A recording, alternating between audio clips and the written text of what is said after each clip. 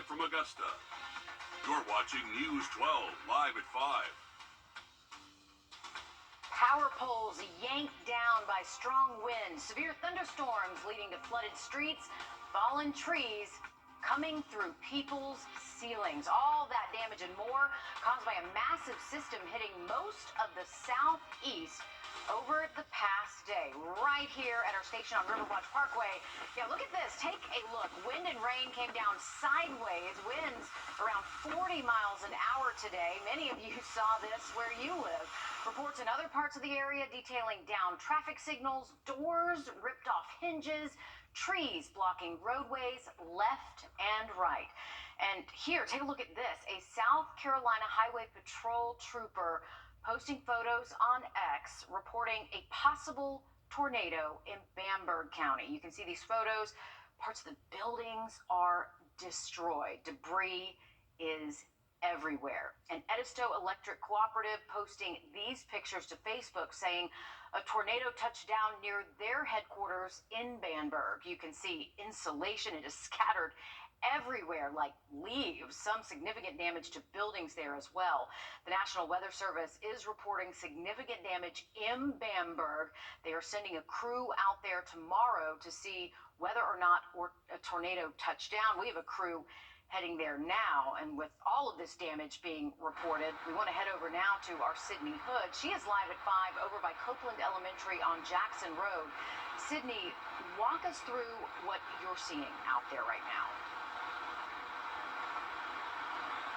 Meredith, we've got a pretty big tree down in the road right here behind me. I'm going to step out of the frame so you can get a better look at it for yourself. And the reason we are so far back right now is because this is as far as crews are letting us go, because you can see whenever that tree fell down into the road, it yanked down that power pole down with it. So when you've got wet roads coming with the power pole coming down in the road, that creates a very dangerous situation for drivers. So they've got this portion of Jackson Road blocked off right now. I'm standing in front of Copeland Elementary School and then the Freedman Branch Library, but I want to walk you through over here to show you just where they're stopping traffic at. So Wrightsboro Road is behind me where these Georgia Power trucks are, and you can see there's some cars already starting to turn around in front of the Summit Apartment. So if you live there, you are just lucky enough to get to go home, because this is where portions of Jackson Road are starting to get blocked off. And then on the other side of this tree down here, you can't see the other cop car over the hill, but he is sitting at Jackson Road and Alpine Road directing traffic that's coming in from Walton Way. So again, pretty big tree down on Jackson Road, and it's not the only sign of damage we are seeing across town. Just earlier today, there was a big tree that fell down on Walton Way at Fleming Avenue. It was right in front of the entranceway to AU's Summerville campus. That brought down a power line with it as well. And then of course we saw plenty of flooding today. Earlier today, I was driving on Olive Road, just went underneath the bridge, and then before I knew it, my car was almost underwater. Just parts of that road was completely flooded in front of people's houses. So again, it is safe to say that these power crews and EMAs are going to be busy as the night goes on. I was talking with some Georgia Power crews out here, and they said they're going to be out here possibly for about 8 hours trying to clean this up. Now, we haven't heard of any power outages out here right now, but of course we are going to stay on location, on site, to keep you updated on what you need to know.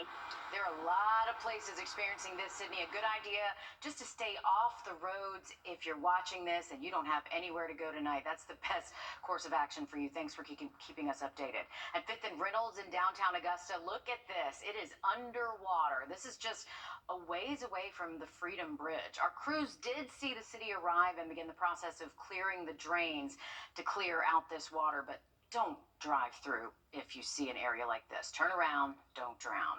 Here you're looking at power poles that came down in the area of Jackson Road between Wrightsboro Road and Alpine Road. That's where our Sydney Hood was live just moments ago. Police were seen in this area detouring traffic. We want to go live now to our first alert chief meteorologist, Riley Hale. And Riley, since you issued that first alert, the entire weather team has been on top of this storm coverage. You were live for hours today as these storms whip through our area. What are we looking at now as we head into the evening? Hopefully the worst is behind us. That is the good news, Mayor. Improving weather the rest of this evening and tonight. We are done with the severe weather threat and taking a look at some of our tower cams across the area. You can see we are seeing the cloud cover breaking up and actually seeing a little bit of sun before it does dip below that western sky. So if you are heading out this evening, temps are in the 50s. It's still pretty windy. That is one of the factors that we are going to keep around even into the overnight.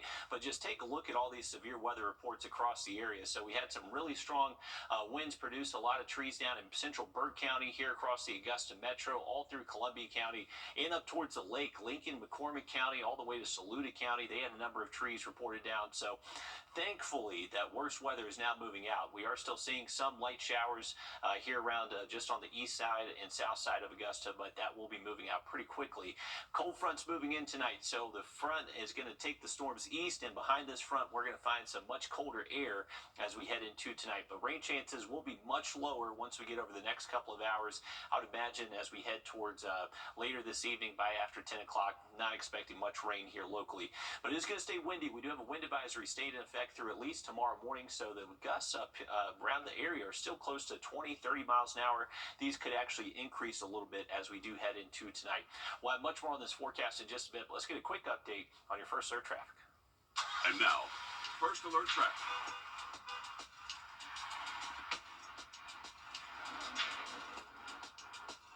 All right, here's a look at I-20 just outside of our building. You definitely see some very wet conditions on the roadways, but luckily not too many people out and about at the moment. So that is what we've really been encouraging people to do. Just stay off the roads if you can help it.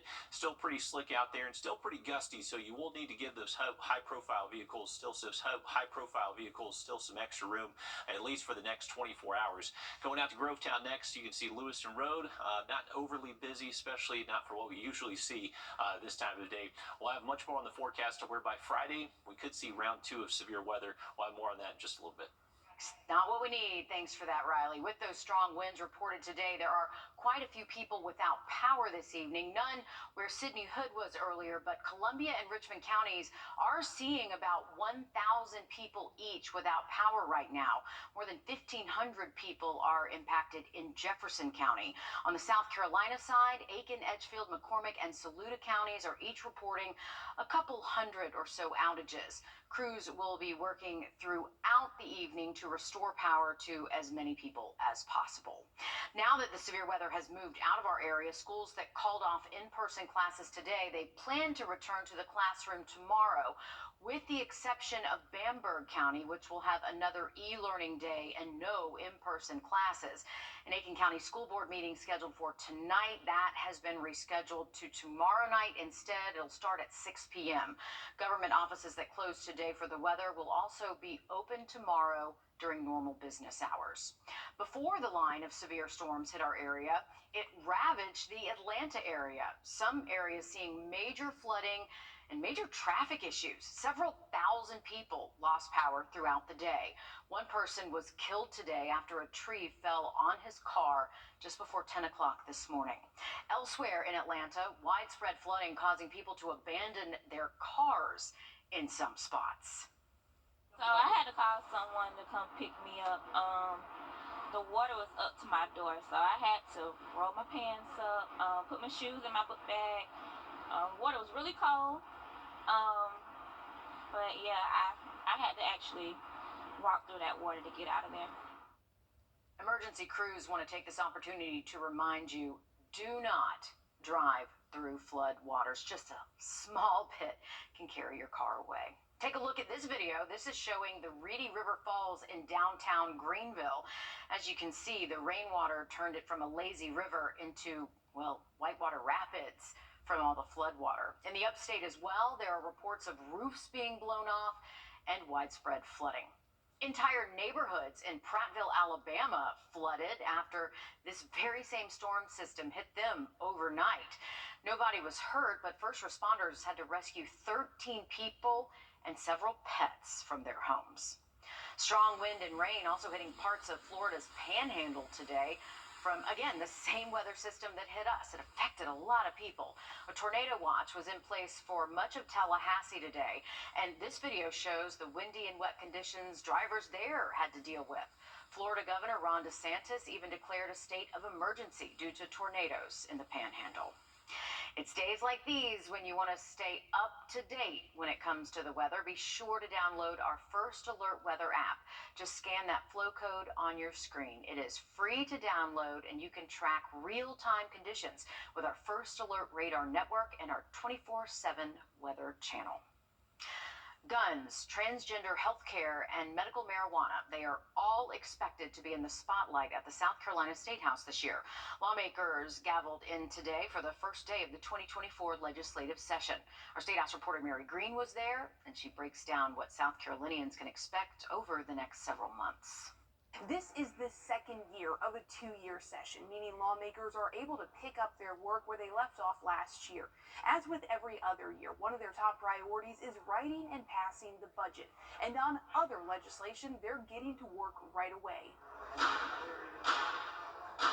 In the House of Representatives, Republicans are fast-tracking a bill that would ban minors in South Carolina from undergoing gender transition procedures, including surgeries, hormone therapy, and puberty blockers. It's a top priority of the session for many Republicans, with its lead sponsor, the House Republican leader. Several people say, well, is it taking place in South Carolina now? I don't care if it's taking place in South Carolina. It should never take place in South Carolina. Democratic leaders say they hope the Republican-dominated legislature doesn't get bogged down debating social issues this year, an election year for all lawmakers. Both Democratic leaders say their priorities include making South Carolina the 39th state to legalize medical marijuana, a bill championed by Republican Senator Tom Davis with strong bipartisan support.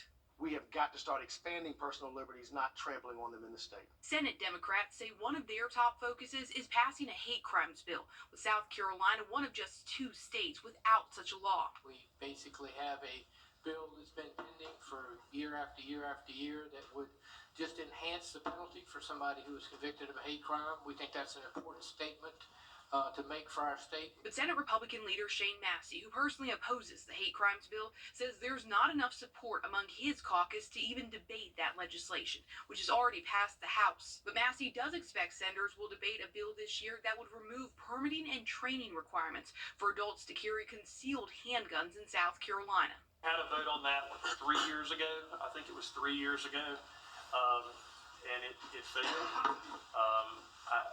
I suspect that there have been some changes in votes since then. I don't know that there's been an overwhelming change in votes since then. But it may be that the only way to find that out for sure is to have a vote. And lawmakers will be under a time crunch over the next few months. Most everything they don't get to the governor by the time the session ends in May will be dead, and they'll have to start the legislative process over again next year. Reporting from the State House, I'm Mary Green. The issue of abortion has been debated every year for the last several sessions, but with a 6-week ban now in place in South Carolina, Republican leaders say they do not expect to have debate on this issue this year. A police agency in South Carolina's upstate getting some new equipment made to keep police safe and accountable. Malden's police captain says it only takes a few seconds for officers to activate their body cameras, but that takes up crucial time when responding to an emergency. So they're getting new body cameras that activate automatically when a taser is pulled. They're also automatically turning on every time blue lights are activated and when a gun is pulled from a holster. Safety is the most important. Safety transfers into morale, and if the officers on the street know that we have their back, then it increases customer service on the streets for the taxpayers and the citizens who are actually getting and needing police assistance. It cost Malden more than $1 million to buy 64 of these brand new body cameras, as well as updated tasers and virtual reality headsets to train the officers. Riley? Well, the storm threat is pushing out for today and tonight, but by Friday we could see another round of it. Storm Prediction Center has us in a slight risk already. We'll have another look at the forecast just after a quick break. Time and temp. Brought to you. Everything you deserve. Call attorney John Foy and Associates today. Our First Alert has always given you the edge against severe weather. And now, with our new First Alert radar network, First just got even faster. With up to 10 times the resolution of other local radars and technology that can pinpoint right down to your street, First just got faster. Welcome back, folks. Here's a live look from our Beach Island camera, and starting to see some sunshine finally poke through the clouds, but this is looking into that storm system as it's moving out of the Midlands into the PD of South Carolina, so some pretty dark skies on the horizon. Winds have calmed down a little bit, not a whole lot. We are continuing a wind advisory through early tomorrow morning, so we'll continue to see winds gusts maybe as high as 30, 35 miles an hour for at least the next 12 hours. So I know a lot of us are wanting to get out, help clean up all that storm damage, debris across the region, but just make sure you are staying away from power lines, any tall pine trees, because the gusts we are expecting still for tonight could be enough to bring down some of those weaker tree limbs. Here's a look at our radar network. So the rain is really starting to push out of our eastern counties. Bamberg, the last person to see the rain now, and they did have some very high impact weather out there earlier this afternoon. We were covering a tornado warning that ended just before 3 p.m. this afternoon, and it does look like they saw some significant damage. Now here's a current look at Augusta to Aiken. You can see dry scans here, so really just looking at pretty breezy conditions over the next several hours. This goes all the way to midnight. You can see winds will be gusting 30 plus for a good portion of it, so it is going to stay pretty breezy across the region for the rest of this evening and tonight. Now rain chances, they're out. We're not really expecting much in the way of rainfall the rest of this evening and to tonight. That 80% you see is just what's left of a little bit of rainfall that is currently pushing away from us. We are out of school today, back to school tomorrow, heading out to the bus stop. It's going to feel different out there. Temps will be in the mid-30s, so it will be a cold start to our Wednesday. Later into the afternoon, we'll bring in a few clouds, and those high temps should stay close to 50 degrees, so definitely not expecting as warm a day out there tomorrow behind these storms. It's going to start chilling off for us. Here's a look at our wind gust potential. So as we just mentioned, we're going to continue seeing those winds gusting over 30 miles an hour for tonight, and most likely not getting below 30 miles an hour until we get to early tomorrow morning. So it is going to stay pretty breezy tonight, but improving weather throughout the day Wednesday. Here's a look at our hour by hour look at it. So just a few passing clouds tonight. Temps will fall into the 30s by early tomorrow morning. Generally sunny skies early, but a few high-level thin clouds will start to move in later into the afternoon. Cold again Thursday. We should hang on to dry weather through at least Thursday afternoon, Thursday night, even most of at least the first half of our Friday. It's going to be Friday afternoon and Friday evening. We could see another round of severe storms. So this is from the Storm Prediction Center. Highlighted in yellow is a big slight risk. This does include all of us here in town around the CSRA, and this is for another opportunity for scattered severe storms, including strong wind gusts and possibly even a tornado threat. So Friday's going to be another first alert for us. We do have that in place. We are expecting maybe some severe storms to be possible again. Luckily for the weekend, though, it does dry out. Much nicer weather expected Saturday and Sunday. Quick look at the 7-day forecast. Remember, nicer weather Wednesday, Thursday, but going to have to keep a close eye on the first alert Friday. All right, thank you, Riley. With severe storms making their way through our area today, you might have some downed trees on your property or even some on your home. We'll show you what you can do now to keep from paying thousands of dollars. First Alert Radar, powered by Jim Hudson Automotive Group. Join us right here on WRDW for Warren, A Way of Life, every Sunday morning at 11 a.m. Connect with us for a time of worship, prayer, and Bible study with Pastor David McKinley. Imagine you're stopped in traffic. Roadworks brought the highway to a halt. Imagine looking in the rearview mirror. The 18-wheeler behind you is driving too fast for conditions.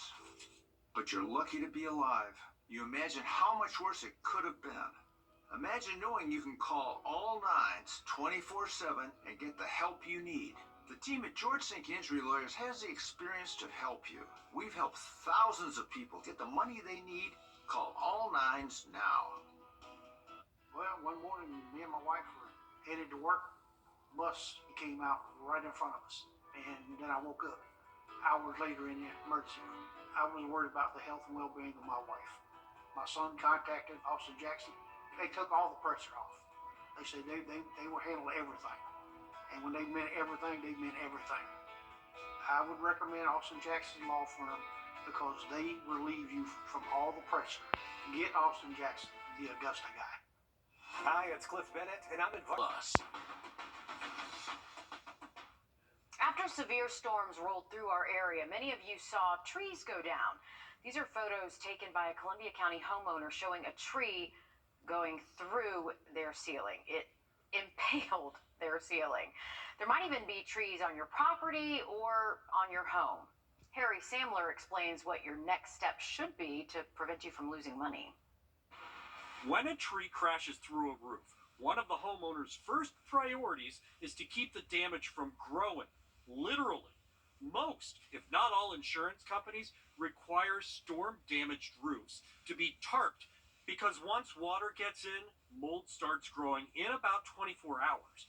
Remediations cost thousands of dollars, and the claim could be denied if the insurance company determines that the homeowner didn't take steps to prevent it. Who tarps the roof? Not you, the tree removal company, and there are lots of them. If a tree service knocks on your door and offers to start immediately, take their card and get a quote. Get several quotes. Some of the best advice comes from J.D. Shamoon with 72 Tree. He's been specializing in catastrophic tree removal since 1969. If you're looking to hire a tree specialist or a catastrophic claim handler, make sure he doesn't hurry you up and rush you to sign documentation or pay up front.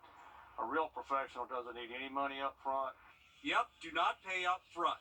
Require proof of insurance and absolutely, under no conditions, pay the bill until the cut-up tree is off your property. The bad guys promise to come back and never do. Now, remember, neither Georgia nor South Carolina require people to have tree removal licenses. That means anybody with a chainsaw can start a business. So that's why asking for proof of insurance and proof of liability is so very important. Riley? Definitely some very important tips there. Make sure you are staying safe the rest of today. A lot of us are trying to clean up that debris, but it's still very windy outside. We do have a wind advisory in effect through tomorrow morning. Remember, dry tomorrow and Thursday, but another round of potential severe weather by Friday. Another quick look at the forecast just after the break. Watch WRDW News at 5:30 weekdays for What the Tech. Sponsored by Augusta Preparatory Day School, leading the CSRA in STEM education.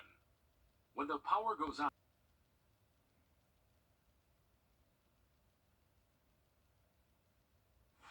All right, welcome back, folks. Here's a live look over Clarksdale Lake. We do have some pretty steady winds still sticking around, but luckily the cloud cover is breaking up, so we are expecting dry weather if you are heading out this evening or maybe cleaning up some of that storm debris.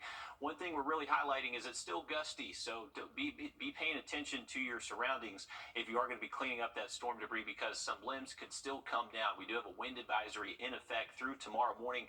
You can see highlighted in this brown color, that is the wind advisory that stays in effect until 5 a.m. early tomorrow morning. Luckily, we are done with the severe weather threat for the rest of today, but keeping a close eye on Friday. Right now, it looks like there's going to be a similar system that does approach late into the day Friday, bringing us the opportunity for more severe storms. Keep it here for those updates the next few days. We don't even have time to clean up from round one before round two comes in. Thanks for the heads up for that, Riley. We're back with much more news and weather after the break. Don't go anywhere.